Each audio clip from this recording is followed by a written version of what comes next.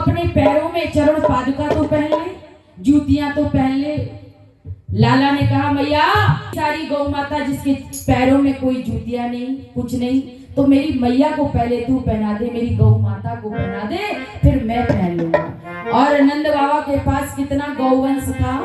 9 लाख। 9 लाख गाय नंद बाबा के पास थी। तो सोचिए 9 लाख गाय को जूता या खड़ाऊ पहनाना कोई छोटी बात है क्या? इसलिए भगवान ने पूरे अपने पैर में कोई खड़ाऊ नहीं डाली, कोई जूतियां नहीं डाली, जब तक गौ माता का चारण किया था। और गौ माता का चारण करने से गोपाल कहलाए, गोविंद कहलाए महाराज। इसलिए जब गाय नहीं होगी गोपाल कहाँ होंगे, जब गाय नहीं होगी गोपाल कहाँ होंगे, जब गाय नहीं होगी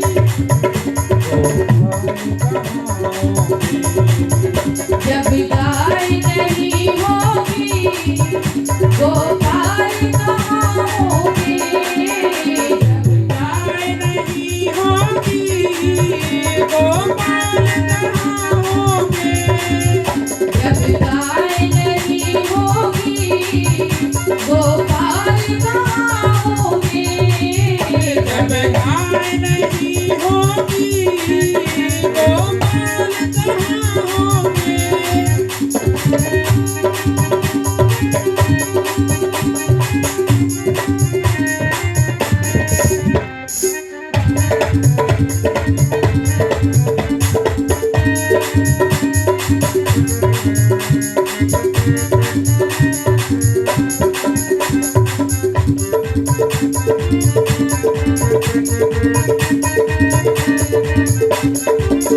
जब गाय नहीं होगी गोपाल कहाँ होंगे, जब गाय नहीं होगी गोपाल कहाँ होंगे।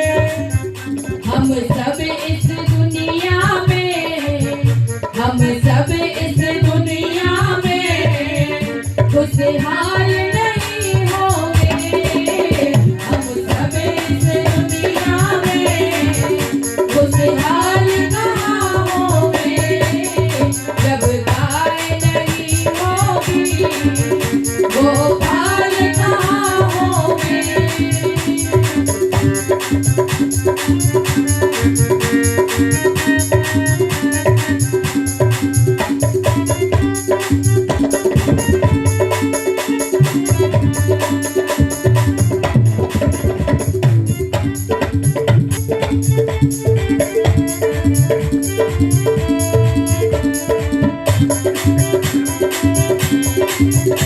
गौ माता की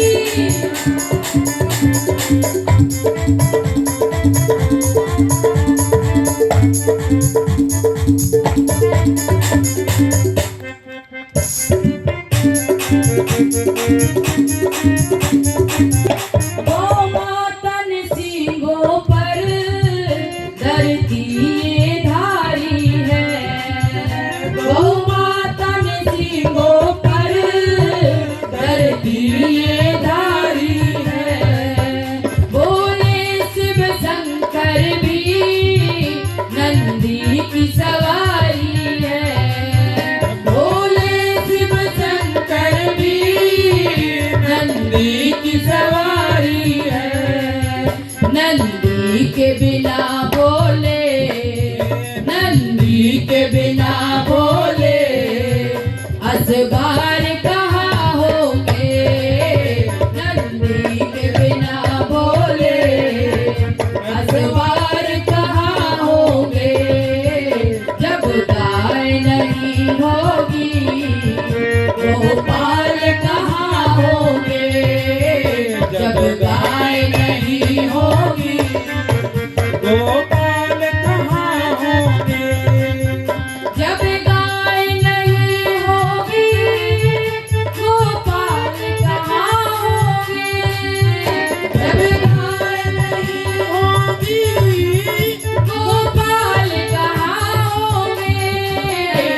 सब इस दुनिया में, हम सब इस दुनिया में खुशहाल कहाँ होंगे, हम सब इस दुनिया में खुशहाल कहाँ होंगे।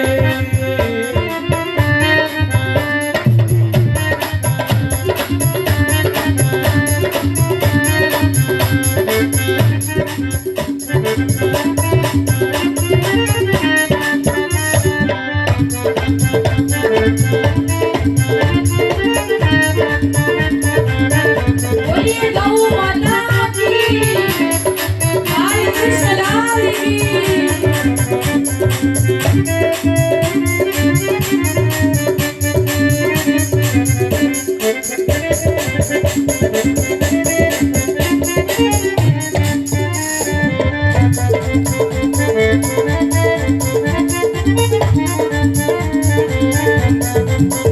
गौ माता की महिमा क्या तुमको बतलाओ, गौ माता की महिमा क्या तुमको बतलाओ, नहीं सकती है मुझ में मैं इसको लिख पाऊं, नहीं सकती है मुझ में मैं इसको लिख पाऊं, जब माही रहेगी ना, जब माही रहेगी ना तो लाल कहाँ होंगे, जब गाय नहीं होगी गोपाल कहाँ होंगे, जब गाय नहीं होगी गोपाल कहाँ होंगे।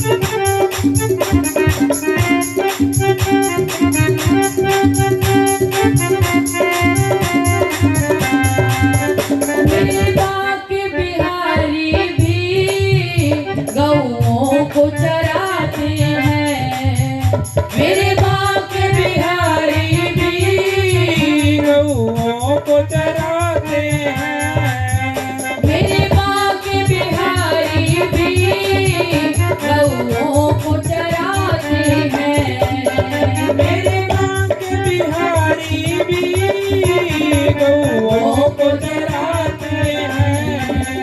गौ सेवा करने से गोपाल कहाते हैं, गौ सेवा करने से गोपाल कहाते हैं। गौ सेवा बिन हम सब, गौ सेवा बिन हम सब गौ पार कहाँ होंगे, गौ सेवा बिन हम सब गौ पार कहाँ होंगे, जब गाय नहीं होगी गोपाल कहाँ होंगे, जब गाय नहीं होगी गोपाल कहाँ होंगे, जब गाय नहीं होगी गोपाल कहाँ होंगे, जब गाय नहीं होगी गोपाल कहाँ होंगे, हम सब इस दुनिया में, हम सब इस दुनिया में खुशहाल कहाँ होंगे, हम सब इस दुनिया में खुशहाल कहाँ होंगे, हम सब इस दुनिया में खुशहाल कहाँ होंगे, हम सब इस दुनिया में खुशहाल कहाँ होंगे हम सब इस दुनिया में, खुशहाल कहाँ होंगे।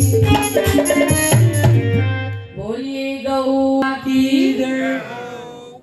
इसलिए महाराज गौ माता का विशेष स्थान है हमारी हिंदू संस्कृति में। जिस घर में गौ माता रहती है और जहां बैठकर के गौ माता चैन की श्वास लेती है, शास्त्रों में ऐसा वर्णन है, उस घर में देवता लोग फूलों की देवता लोग उससे प्रसन्न हो जाते हैं। गौ माता के दुग्ध में स्वर्ण की शक्ति होती है। स्वर्ण जो भस्म होती है ना, सोना समझते हैं आप लोग। गौ माता के दूध को धीरे धीरे आप धीमी आंच पर गर्म कीजिए, धीरे धीरे पीलापन आ जाता है, आता है कि नहीं? वह उस दूध में स्वर्ण की शक्ति है। गौ माता, किसी ने, स्वामी विवेकानंद जी जब विदेश गए और उनसे किसी ने पूछा आपके देश में कौन सा जानवर दूध ज्यादा देता है, कौन सा जानवर? तो जब स्वामी विवेकानंद जी ने बात सुनी कि कौन सा जानवर अच्छा दूध देता है, तो स्वामी विवेकानंद जी ने कहा हमारे भारत देश में तो भैंस ही है जो अच्छा दूध देती है। तो स्वामी विवेकानंद जी से उन अंग्रेजी युवकों ने पूछा हमने तो आपके यहाँ गाय का नाम सुना है। तो स्वामी विवेकानंद जी ने गुस्से में कहा गाय कोई जानवर नहीं, वो मेरी माँ है, उसको कभी जानवर की तुलना मत देना, वो तो मेरी माँ है। इसीलिए गौ हमारी माता होती है। इसीलिए आपने देखा होगा जिन बच्चों के जन्म लेते ही माता चली जाती है, किसी कारणवश उसका शरीर छूट जाता है, वह बालक माँ का दुग्ध नहीं पान कर पाता है और गौ माता के दुग्ध पान करने से उसका जीवन बहुत सुंदर हो जाता है। हमारा उसको जीवन प्रदान करने वाली गौ माता है। हमें जीवन देने वाली माँ तो 1 या 2 वर्ष तक दुग्ध पान कराती है, लेकिन जीवन पर्यंत दुग्ध पान कराने वाली गैया मैया है महाराज। इसलिए हमारा धर्म बनता है उसकी सेवा तन मन धन से हमें करनी चाहिए।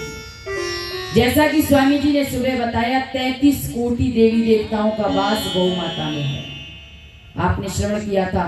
समस्त वेद कहते हैं, समस्त पुराण कहते हैं, समस्त ग्रंथ कहते हैं कि यदि आप किसी एक मंदिर में जाएंगे भोग लगाने तो एक ही देवता को भोग लगेगा। शिव जी के मंदिर में जाएंगे तो भगवान भोलेनाथ को, माँ के पास जाएंगे तो केवल माँ को। और यदि आपने गौ माता को ग्रास खिला दिया, गौ माता को आपने हरा चारा खिला दिया, तो गौ माता के भीतर बैठे हुए समस्त 33 कोटि देवी देवताओं को भोग लग जाएगा महाराज। अलग जाने की जरूरत नहीं पड़ेगी। चलता फिरता मंदिर है हमारी गौ माता। लेकिन आज हमारी विडंबना हमारी भारतीय संस्कृति में जो लिखा है उससे बिल्कुल विपरीत।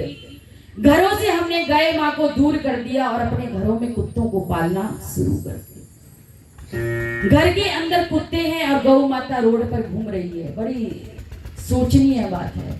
जिसको पालन करना चाहिए, जिसको लालन पालन करना चाहिए, जिसकी देखरेख करना चाहिए, अरे हम और आप गौ माता की देखरेख क्या करेंगे? जिस घर में गौ माता रहती है और गौ माता सूंघ लेती है कि हमारी माँ है, और जब वे खेतों में चरने जाएगी, जब वे जंगलों में जाती है तो वही जड़ी बूटी खाती है ताकि उस जड़ी बूटी के द्वारा मेरा जो दुग्ध पान मेरा मालिक कर लेगा, उस रोग से उसे मुक्ति मिल जाएगी। ऐसी गौ माता तो हम और आप उसको क्या पालेंगे? वो तो स्वयं हमें पालती है। की रेखाएं सोई हुई है, जिनको लगता है भाग्य ही हमारा साथ नहीं दे रहा है, इतना हम काम करते हैं। अपने हाथ पर गुड़ रखिए और अपने हाथ पर धीरे धीरे गौ माता को गुड़ चटाइए। गौ माता की जिब्या आपकी हथेली से स्पर्श होगी, धीरे धीरे आपकी रेखाएं बदलना प्रारंभ हो जाएंगी महाराज। ये सब शास्त्रों में लिखा हुआ है। ये गौ माता की इतनी बड़ी महिमा है। जहां पर गौ माता बनती है वहां पर सांप और बिच्छू नहीं आते। आते हैं क्या? नहीं आते। गौ माता के गले में भगवान शिव का वास है और मूत्र में साक्षात माँ गंगा का वास है और गौ में बसते लक्ष्मी, गोबर में माता लक्ष्मी का वास है। इसीलिए हवन इत्यादि जब हम लोग करते हैं तो उतनी जगह को गोबर से लीपा जाता है ताकि लक्ष्मी जी का वास हमारे घर में बना रहे। लेकिन अब विडंबना है कि पूरे घर में टाइल्स लगी हुई है, कहाँ पे लिपाई करोगे? बोलना पड़ेगा।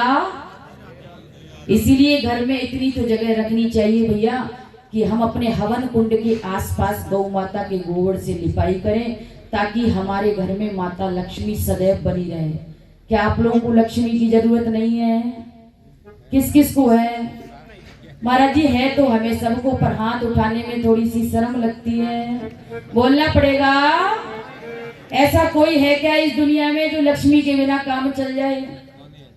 इतना बड़ा जो आयोजन मंडल ने आयोजन किया है, बिना माता लक्ष्मी की कृपा से हो गया क्या? उसके लिए भी लक्ष्मी चाहिए, और आप सब लोगों के पास लक्ष्मी होगी जभी तो आप निकाल के दोगे। लो प्रधान जी खूब बढ़िया भागवत कराओ, हमारी तरफ से हर साल भागवत कराओ। ऐसा आप लोग कब कहेंगे? जब गोज भरी रहेगी तब। तो वो कब होगा?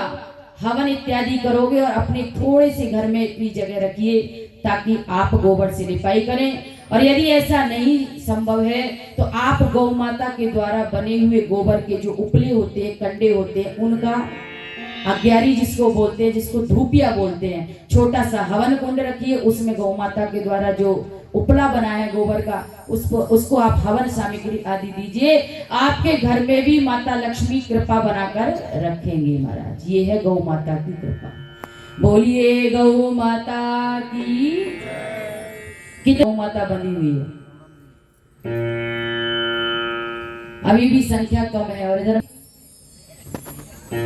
बहुत कम है। देवियों, दूध के लिए नहीं, मैं बार बार अपनी कथाओं की, दूध के लिए नहीं, गौ माता केवल और केवल आप सेवा के लिए पालिए। देखिए, गौ माता की सबसे श्रेष्ठ वस्तु क्या होती है? आपको लगता होगा घी, लगेगा ना? घी। कोई कहेगा महाराज जी दूध सबसे श्रेष्ठ होता है, कोई कहेगा दही सबसे श्रेष्ठ होगा, कोई कहेगा लस्सी सबसे श्रेष्ठ होगी, लेकिन सबसे श्रेष्ठ है महाराज गोबर। सबसे श्रेष्ठ है। प्रमाणित करके बताऊंगी कैसे श्रेष्ठ है। दूध, गौ माता का दूध थोड़े दिन में खराब हो जाता है, आप रखोगे कुछ दिन के बाद वह खराब हो सकता है। दही भी थोड़े दिन के बाद वह अपने रूप को बदल देता है, बदलता है कि नहीं? आप 8-10 दिन रखा हुआ दही नहीं खा सकते। खा सकते हैं क्या? भाई बोल तो दिया करो, मुझे लगता है आपके सिर के ऊपर से जा रही है सारी बात। नहीं खा सकते।